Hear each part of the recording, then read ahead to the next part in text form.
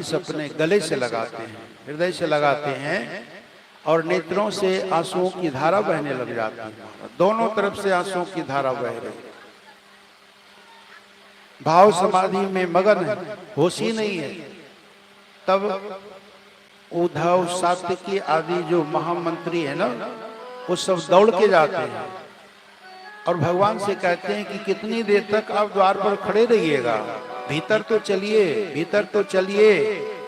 और तब भगवान श्री कृष्ण ने सुदामा जी का हाथ पकड़ा, अपने कंधे का सहारा दिया और सुदामा जी को लेकर के महल के भीतर आए।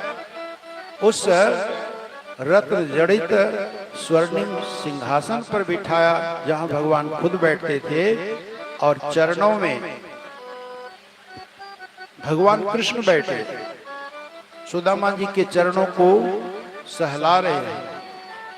सुदामा जी के चरणों में तो विवाहियां पड़ती हैं, कांटे चुभे हैं, रक्त रिस रहा है। भगवान को बड़ी दया आती है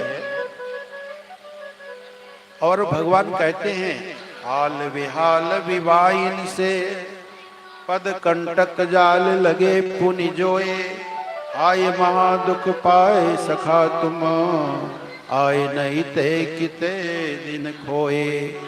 देख सुदामा की दीन दशा, करुणा करके करुणा निधि रोए, पानी परात को हाथ छुओ नहीं, नैनन के जल सो पग धोए।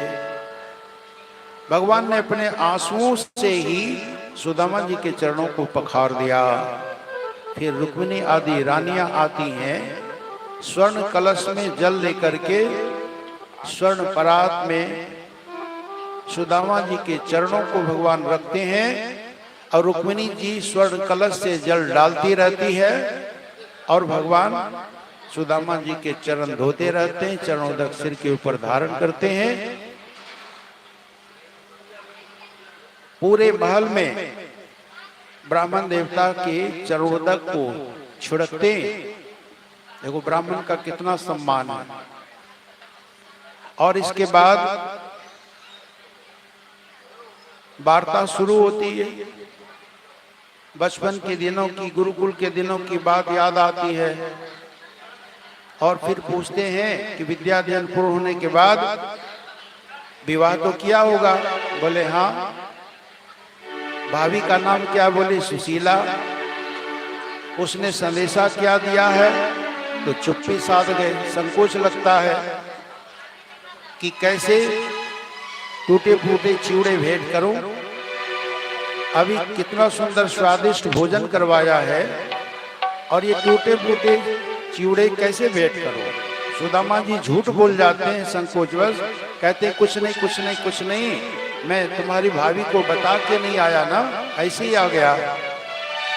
लेकिन भगवान श्री कृष्ण सुदामा जी की कांख में जो तंदुल की पोटली दबी है ना, उस तंदुल की पोटली को छीन लेते हैं और फिर मुट्ठी भर भर के फाँकने लग जाते हैं। एक मुट्ठी तंदुल फाँक लिया, रुक्मिणी देखती रह गई।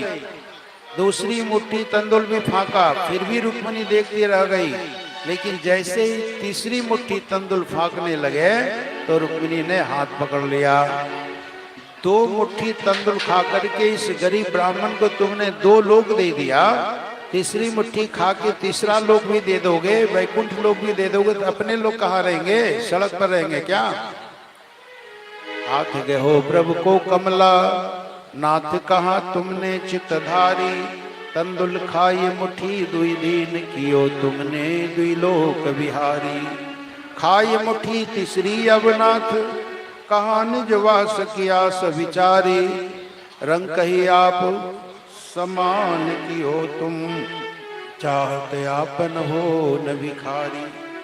भगवान ने कहा अगर तीसरा लोक भी मैं दे रहा था तो तुमको क्यों तकलीफ हो रही थी? तुम्हारा क्या जा रहा था? मैं अपने मित्र को कुछ भी दे दूं, तुम्हारा क्या, तुम्हें क्या तकलीफ है?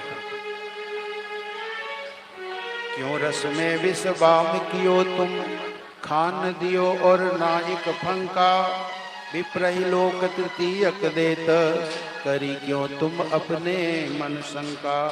भामिनी मोह जीवाय भली विधि, कौन रहो जग में जग, कौन जहो